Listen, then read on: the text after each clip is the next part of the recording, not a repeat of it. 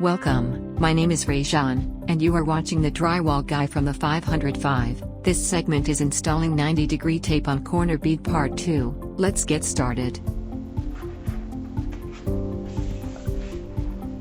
Make sure your corners match up nicely. Nice smooth transition in your corners. And press down on the edges of the bead.